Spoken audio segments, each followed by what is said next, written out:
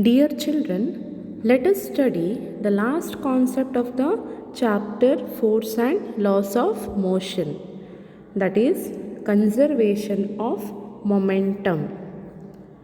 In the last video, already you have studied about momentum, is it? Yes? What was the definition of momentum which you have studied? Yes, momentum is the product of mass and velocity.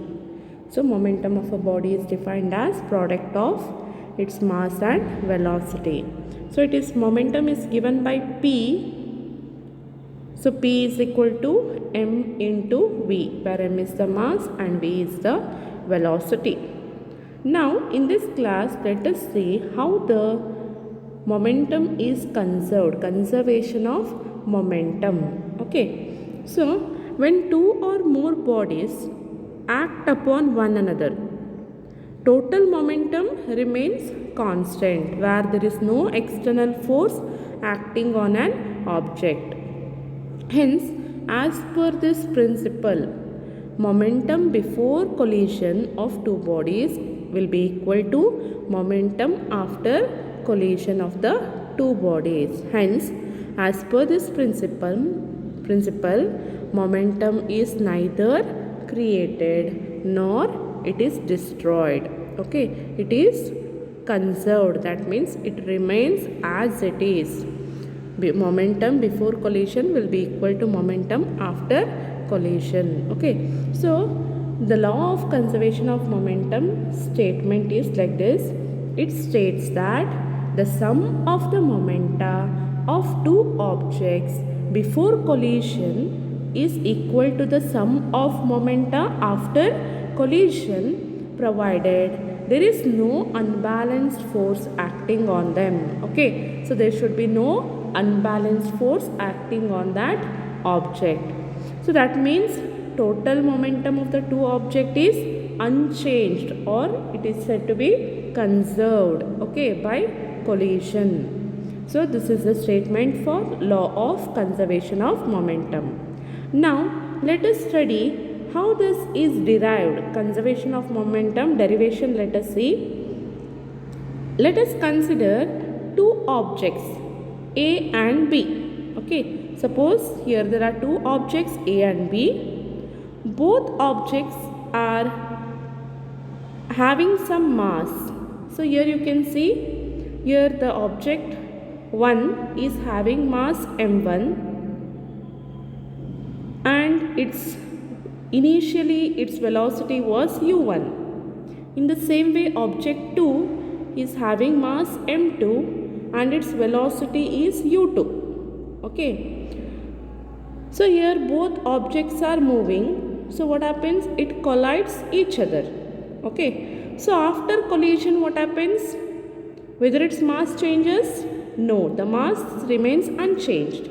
But its velocity changes, right? Because of collision. So after collision of body 1, the velocity is v1, and of body 2, the velocity is v2. Okay. For mass m1, after collision, velocity becomes v1 and the final velocity of m2 is v2. So if we calculate the force on two objects, both the objects, so there is a force applied by object 1 on object 2. Similarly, the object 2 also will exert a force on object 1. Is it? Yes. So let us calculate what is the force exerted here. So force on object 1, that is having mass m1, acceleration is a1. Now, as we know, force is equal to mass into acceleration. So, what is acceleration? Change in velocity. Rate of change of velocity, if we do, we will get the acceleration. Rate of change of velocity means final velocity minus initial velocity divided by t. So, let us substitute now. Mass is m1 for object 1 and final velocity v1 minus u1 divided by t. So force on object 1, that is m1 v1 minus u1 divided by t. Now let us calculate force on object 2. So object 2 mass is m2, acceleration is a2. So by applying the formula, F is equal to ma. So mass is equal to acceleration means change in rate of change of velocity. So m2 is into v2 minus u2 divided by t. Final velocity v2, initial velocity is u2. So we will get the force on second object.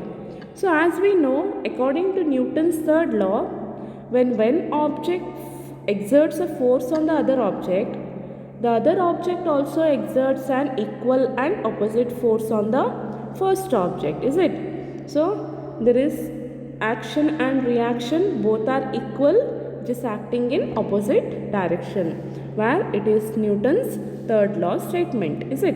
According to Newton's third law, that means here during collision, force exerted by object A will be equal to force exerted by object B. This is because of Newton's third law statement. For every action, there is an equal and opposite reaction. So force exerted by object A is equal to force exerted by object B. Now already we have seen force on object 1 and force on object 2. Let us substitute it here. Okay, so m1 into v1 minus u1 divided by t is equal to m2 into v2 minus u2 divided by t. So this I am going to apply this force and this force I am going to apply there. So force exerted by object A and force exerted by object B, both are equal. Okay, so but it is in opposite direction, so we have to put a negative sign here. Okay, so now let us calculate here what happens. T gets cancelled. Okay, T cancelling T, which is same on both sides, it gets cancelled. So what remains? m1 into v1 minus u1 equals to minus, because it is acting in opposite direction. Okay, minus m2 into v2 minus u2. Now remove this bracket by multiplying m1 into v1 minus m1 into u1 equals to minus m2 into v2 minus into minus plus m2 into u2. Okay, so now m1 v1, I will bring this m2 v2 this side, v1 v2, let us bring it one side. So m1 v1 plus minus, it was when we bring it to this side it becomes plus. So m2 v2, m2 u2, this minus m1 u1, take it this side, it becomes plus. So plus m1 u1. Okay, so m1 v1 plus m2 v2 is equal to m1 u1 plus m2 u2. So here we got the law of conservation of momentum. So final momentum of two objects is equal to initial momentum of the two objects, original momentum of the two objects. That means after collision and before collision, momentum of object 1 and object 2 are equal. Okay, so this momentum is conserved. That means it remains as it is. Momentum before collision is equal to momentum after collision. So this is the momentum before collision of two objects. This is the momentum after collision. So if you take both, they are equal. Okay, so momentum before collision is equal to momentum after collision. So this is the statement of law of conservation of momentum. So it states that when two bodies acting upon one another, total momentum remains constant. Okay, so momentum before interaction of two bodies will be equal to momentum after interaction of the two bodies. So this is law of conservation of momentum. Hence we have proved with the help of the derivation. okay, which is important for y'all. So you have to learn it. Okay, hope you have understood about law of conservation of momentum definition, and also this derivation. Okay, so this was the last concept of force and laws of motion. So we have completed the chapter force and laws of motion. Thank you.